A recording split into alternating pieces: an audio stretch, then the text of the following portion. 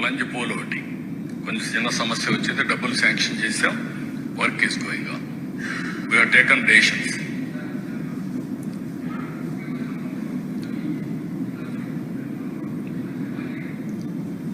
నేను ఒకటి కాదు, మీరు గుర్తుపెట్టుకోవాల్సింది ఇబ్బందులు చాలా ఉన్నాయి. దిగమింగి అనునిత్యం రోజుకు 1 గంట అయినా నేను ఫైనాన్స్ లో కూర్చొని మాట్లాడుకుంటున్నాం. ఏ విధంగా చేయాలని ఆలోచిస్తున్నాం. అది కూడా ఒక రైట్ టైంలో మీతో మాట్లాడతాను. ఒక 11 సీట్లతో బుద్ధి చెప్పిన తర్వాత కూడా బుద్ధి మారకుండా ఏ విధంగా వీళ్ళు అడ్డపడుతున్నారో రైట్ టైంలో I will place before you with documentary evidence. అది ప్రజాద్రోహం. నేను ఆస్తులు తాకట్టు పెట్టడంలో, మద్యం ఆదాయాన్ని తాకట్టు పెట్టడంలో, కానీ ఒక క్రెడిబిలిటీతో ఎక్కడ కూడా సంక్షేమం ఆగకూడదు. అభివృద్ధి ఆగితే ఆదాయం తగ్గిపోతుంది. 2 బ్యాలెన్స్ చేయడానికి సమాంతరంగా తీసుకుపోతున్నాం. దాని మీద ఎన్ని ఆటలాడాలని ఆడుతున్నారు సార్. ఇప్పుడు మీరు ఈ 3 నిమిషాల్లో మీరు ప్రజలందరికీ మీరు ఏం చెప్పారంటే, ఏం కన్వే చేశారంటే, ఒకటి, మీరు ఎవ్వరే కానీ మిమ్మల్ని ఏమన్నా ప్రశ్నలు అడిగితే మీరు ఉపేక్షించరు. అది ఎవరు, ప్రతిపక్షమే కాదు, ప్రజలను ఉద్దేశించి కూడా చెప్పినారు. ప్రజలు కూడా అని అన్నారనమాట. రెండవది, మీరు ప్రతిరోజు 1 గంట సేపు ఆర్థిక డిపార్ట్మెంట్తో, ఫైనాన్స్ డిపార్ట్మెంట్తో కూర్చొని మీరు సమీక్ష జరుపుతున్నారని. సార్, మాకు తెలిసి మేము కూడా 5 సంవత్సరాలు నేను కూడా ఆర్థిక శాఖ మంత్రిగా పనిచేశాను. వారానికి ఒకరోజు 2-3 గంటల పాటు ముఖ్యమంత్రి గారు మాతో సమీక్ష జరిపేవాళ్ళు. మిగతా రోజులంతా కూడా ఆర్థిక శాఖ మంత్రి కూర్చొని ఆర్థిక డిపార్ట్మెంట్తో సమీక్ష జరుపుతారనమాట. మళ్ళీ మీరేదో కొత్త సిస్టమ్ చెప్తున్నారు. మరి ఈ ప్రకారంగా ఆర్థిక శాఖ మంత్రి ఏం చేస్తున్నట్టు అని. ఆ తర్వాత మీరు చెప్తున్నారు అసలు ఏది తాకట్టు పెట్టలేదని, లిక్కర్ డబ్బులు తాకట్టు పెట్టలేదని అంటున్నారు. ఎక్సైజ్ రెవెన్యూ మంచిదే. ఎక్సైజ్ రెవెన్యూ ఒకవేళ తాకట్టు పెట్టలేదని మీరు అంటున్నారు. రాష్ట్రానికి సంబంధించిన మొత్తము ఖనిజ సంపద మొత్తం కూడా మీరు 9,000 కోట్ల కోసం తాకట్టు పెట్టిన మాట వాస్తవమా కాదని అడుగుతా ఉన్నాం. ఏపీఎండిసి ఖనిజాభివృద్ధి సంస్థకు 300 చిల్లర మైనింగ్ లీజులన్నీ అప్పచెప్పి ఆ 300 చిల్లర మైనింగ్ లీజులు శాశ్వతంగా, అంటే ఈ అప్పు ఎంతసేపు ఉంటుందో అంతసేపు దాంట్లో వచ్చిన ఆదాయం అంతా తాకట్టు పెట్టి, ఇదే కాకుండా మొట్టమొదటిసారిగా చరిత్రలో ఎప్పుడు లేని విధంగా అసలు రాష్ట్ర ఖజానాకే మీరు ఎవరైతే డిబెంచర్స్ ద్వారా, బాండ్స్ ద్వారా అప్పు ఇచ్చినారో వాళ్లకు మీరు డబ్బులు కట్టకుంటే, రాష్ట్రం డబ్బులు కట్టకుంటే రాష్ట్ర ఖజానా నుంచి డైరెక్ట్గా తీసుకుంటే దానికి మీరు పర్మిషన్ ఇచ్చినారండి. మీరు ఎట్లా చెప్తారండి ఇది తాకట్టు పెట్టలేదని చెప్పేసి? ఈ విధంగా అంటే ఇప్పుడు ప్రజలు అడుగుతున్నారు. ఏమని అడుగుతున్నారు ప్రజలు? మీరు చెప్పిండేదే కదా అడుగుతుండేది. సపరేట్గా ఏమన్నా అడిగారా? మీ దగ్గరకు వచ్చి సపరేట్గా కొత్త డిమాండ్లు ఏమన్నా పెట్టినారా? లేదు కదా. మీరు ఎన్నికల ముందర ఏం చెప్పినారు? ఇంటింటికి పోయిన మాట వాస్తవమా కాదా? ఇంటింటికి పోయి ఏ విధంగా ఆయన చాలా పాపులర్ అయినాడు చూడండి, నీకు 15 నీకు 15 అని మంత్రి.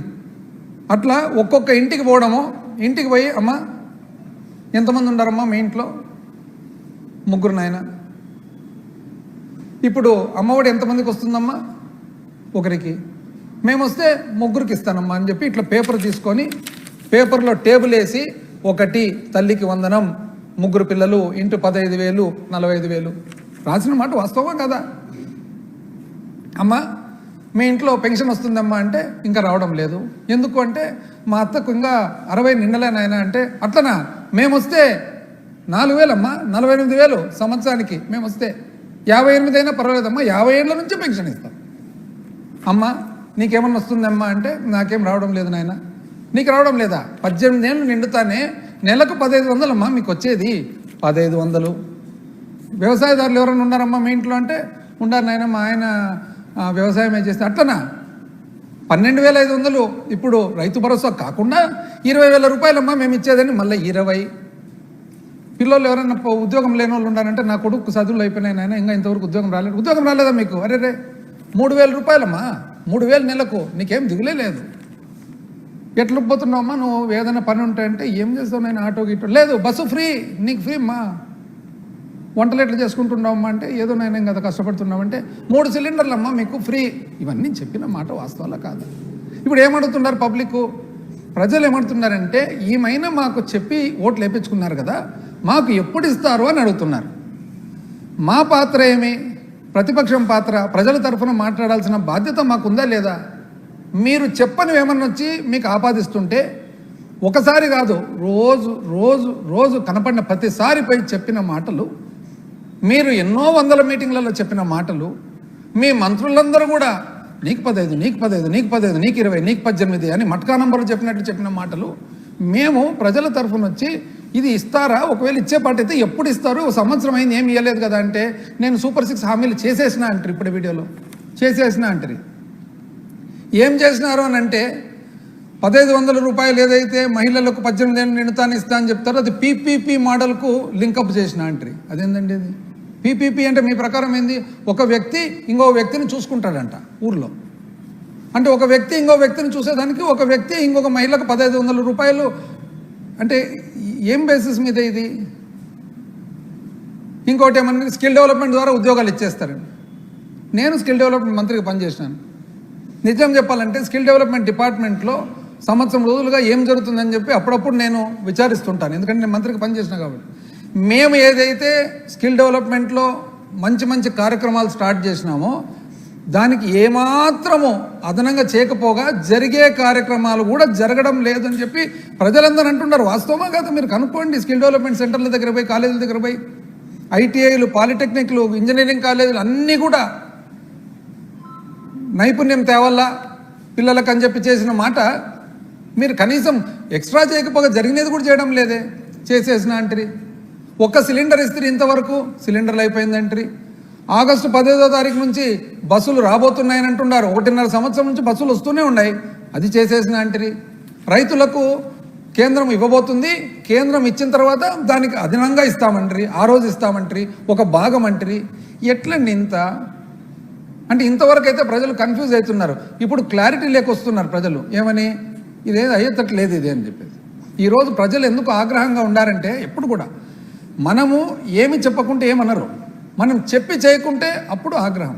ఆ ఆగ్రహమే ఈరోజు రోడ్ల మీదకి అందరు ప్రజలు వస్తున్నారు.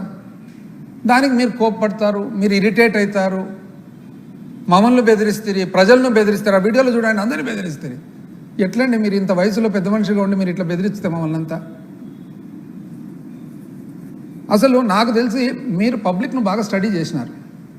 ఏమని? పాపము పబ్లిక్ ఏదో పేదరికంలో ఉంటారు, అమాయకంగా ఉంటారు. పువర్ ఇన్నోసెంట్ కామన్ మ్యాన్, సామాన్య మానవుడు పేదరికంతో ఉంటాడు, సహజంగా అమాయకంగా ఉంటారు. వాళ్ళ ఆలోచన ఏమి? పెడతా అంటేనేమో ఆశ, కొడతా అంటేనేమో భయం. పెడతా అంటే ఆశ, కొడతా అంటే భయం. మీరు రెండు గమనించినారు. అందుకనే ఎలక్షన్ ముందర పెడతా అంటారు, ఎలక్షన్ తర్వాత కొడతా అంటారు. బాగా నీట్గా స్టడీ చేసినారు. మా పాలసీకి మీ పాలసీకి చాలా తేడా ఉంది. మేమేమి ఏదన్నా చేయగలిగిన, మా జగన్మోహన్ రెడ్డి గారు ఏమంటారంటే ఏదన్నా కానీ చేయగలిగిన చెప్పాలి, చేయలేనిది చెప్పకూడదు, అసలు మాట తప్పకూడదని. మీది కంప్లీట్గా ఆపోజిట్ పాలసీ. ఏదోటి చెప్పి గట్టెక్కాల ఫస్ట్ ఎలక్షన్లో. ప్రజలు చూస్తే అమాయకులు కదా పాపము, ఎంతైనా కానీ పేదరికంలో ఉండే తోళ్ళు. పెడతా అంటే ఆశ, ఏం చేస్తారు? అయితే ఇక్కడ ఏమంటే ఒకటి ధర్మ సందేహం ఏమంటే మనం ఒక బాధ్యత గల పొజిషన్కి వచ్చిన తర్వాత ఈ పని చేయడం కరెక్టా కాదా? ప్రజల అమాయకులు కదా, వాళ్ళను ఈ విధంగా మనం ఎక్స్ప్లాయిట్ చేయడం కరెక్టా కాదా అనేది మన ఆత్మసాక్షి మనం ప్రశ్నించుకోవాలన్నమాట. అసలు మీడియా అయితే ఇంతకుముందు వాళ్ళు కూడా చాలా, వాళ్ళ ఓపిక ఎంతో, కానీ మీరు చాలా అదృష్టవంతులండి నిజంగా. నాకు తెలిసి చరిత్రలో ఎవరికి కూడా అంత సపోర్ట్ రాదు. అసలు ఒక్కరోజు మాదేమన్నా ఒక్కరోజు ఏదైనా ఆదివారమో సోమవారమో సెలవు పడి లేట్ అయితే మా క్యాలెండర్ రాలేదు, అప్పు శ్రీలంక లేదండి. ఇప్పుడు శ్రీలంక మాకంటే ఎక్కువ చేస్తారు అప్పులు, కనపడడం లేదా? మీకు లేదా? ఇప్పుడు రాష్ట్రం మీద ఆ చింత కానీ దిగులు కానీ ఆ తాపత్రయం లేదా? ఇప్పుడు అసలు 1.5 సంవత్సరం అవుతుంది, సంవత్సరం దాటింది, ఏమీ రావడం లేదే. ఈరోజు లేదా? మాది ఒక రోజుకి ఏమైనా రాస్తుంటాయి. Super 6 entry. ఏం మీరు చెప్పినది? ఒకటి యువగలం, ఇది సూపర్ 6. ఈ ప్యాంప్లెట్ పెట్టుకొని మొత్తం పచ్చగా 2024 ఎలక్షన్ల ముందర ఎక్కడన్నా చూడు ఇవే ప్యాంప్లెట్లే. ఏమది? యువగలం అంటే నిరుద్యోగులకు 3,000 రూపాయలు నెలకిస్తారు. వచ్చింది ఎవరికన్నా ఇంతవరకు? స్కిల్ డెవలప్మెంట్తో లింక్ చేయబోతున్నాం కాబట్టి రాబోతుంది, కాబట్టి అయిపోయింది. తల్లికి వందనం, ప్రతి ఎంతమంది పిల్లలు ఉంటే అంతమందికి 15,000 రూపాయలు. ఇప్పుడు 85,000 అప్రాక్సిమేట్గా పిల్లలు ఉంటే మీరు 60 చిల్లర కుదించినారు. ఏమంటే ఇది లేదు, అది లేదు, ఎలిజిబిలిటీ లేదు. ఆ రోజు మేము ఎలిజిబిలిటీ గురించి చెప్పినప్పుడు మమ్మల్ని అన్ని తప్పులు పడితే మళ్ళా మీరు తప్పు అని అన్నప్పుడు ఆ తప్పును సరిదిద్దాల్సిన బాధ్యత మీకుందా, లేదా తప్పును కంటిన్యూ చేసి నువ్వు తప్పు అని చెప్పే బాధ్యతను? అన్నదాత సుఖీభవ కేంద్రం ఇవ్వబోతుంది. ఇచ్చిన తర్వాత దాంతోపాటు ఒక ఇన్స్టాల్మెంట్. మీరు అన్న మాట ఏమి? కేంద్రం ఇచ్చేది కాకుండా 20,000 రూపాయలు ఇస్తామని అన్నారు. ఈరోజు చిన్నగా మార్చేస్తున్నారు. అప్పుడే అది కూడా అయిపోయింది అని అంటున్నారు. దీపం, ఒక సిలిండర్ ఇస్త్రీ అయిపోయింది అని అంటారు. ఆడబిడ్డ నిధి ప్రతి మహిళకు 1,500 రూపాయలు. ఇప్పుడు ఏదో పీ 4 పీస్ అంటున్నారు. మళ్ళీ ఏందో ఈ పీ ఏందో, 4 పీస్ ఏందో, ఒకరు వచ్చేది ఏందో, వాళ్ళు ఇంకొకరికి డబ్బులు ఇచ్చేది ఏందో, ఈ సబ్జెక్టే మాకు అర్థం కావడంలే. మహిళలకు ఉచిత బస్సు ఆగస్టు 15th అంటున్నారు. పోయిన 15th అయిపోయి, ఈ 15th అయిపోయి, వస్తుంది, దగ్గరకు వచ్చింది. 15 కోట్ల ఆంధ్రులకు భవిష్యత్తు గ్యారంటీ చూడండి ఈ ప్యాంప్లెట్లు కూడా. అంటే 18 ఏళ్ళు నిండిన స్త్రీకి ఆడబిడ్డ కింద నెలకు 1,500. ఇప్పుడే నేను చెప్పినది తల్లికి. ఇవన్నీ ఏమి దీనికంతా పేరేం పెట్టినారంటే ఏది? ఆడబిడ్డ నిధి, తల్లికి వందనం, దీపం, ఉచిత బస్సు ప్రయాణం కలిసి మహాశక్తి. పేర్లు మాత్రం బ్రహ్మాండంగా ఉంటాయి. సినీ ఫీల్డ్ బేసిస్ ఈ పార్టీకి ఫౌండేషన్ సినీ ఫీల్డ్ కాబట్టి బ్రహ్మాండంగా ఉంటుంది అనమాట. మా పార్టీకి ఫౌండేషను ఏదో ఒక పిల్లర్స్ ఏమంటే రాజశేఖర రెడ్డి గారి ఆశయాలు, ఒక పద్ధతి, ఒక రైతులు, వ్యవసాయదారులు, పాపము బీసీఎస్సీ మైనారిటీలు, వ్యవసాయదారులు. ఇది మాకు ఫౌండేషన్ అయితే ఇక్కడ ఫిలిం ఫీల్డ్ ఫౌండేషన్ అనమాట. ఏం చేద్దాం? అన్నదాత సుఖీభవ 20,000 రూపాయలు. యువగళం, బీసీలకు రక్షణ చట్టం.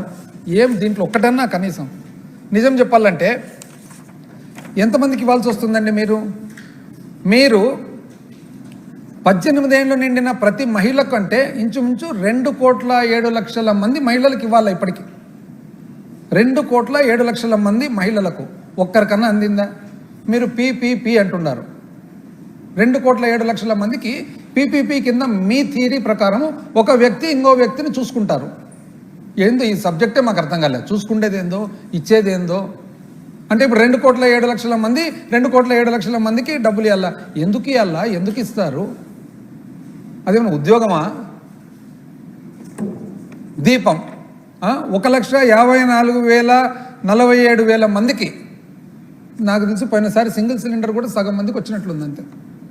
తల్లికి వందనం 83 లక్షల మందికి ఇవ్వాలా? అదేదో కుదిచ్చేసి 60 లక్షల చిల్లర అని అంటున్నారు. మళ్ళీ ఇంతవరకు ఇంకా అందలేదు పూర్తిగా అందరికీ. కుదిచ్చినారు. కుదిచ్చేది కాక ఏం చేసినారు? మళ్ళా 13,000. ఎన్ని తప్పులు పడతారండి మమ్మల్ని? 13,000 2,000 ఎందుకు పెట్టినాం మేము? జగన్మోహన్ రెడ్డి గారు ఏమన్నారు?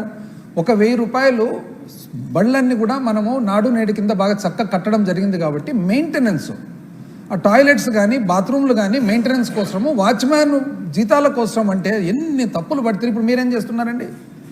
మీరు 13 15 ఇస్తుండేది 13 కదా. అంటే ఇప్పుడు ఆ మంత్రి ఉన్నాడు చూడండి, పాపులర్ మంత్రి. ఇప్పుడు ఏం చెప్పాలంటే పోయి నీకు 13, నీకు 13, నీకు 13, ఒకరికి 18. ఇప్పుడు నీకు లేదు, నీకు లేనే లేదు అన్నలా. అంతే కదా. ఇప్పుడు ఇంకా 80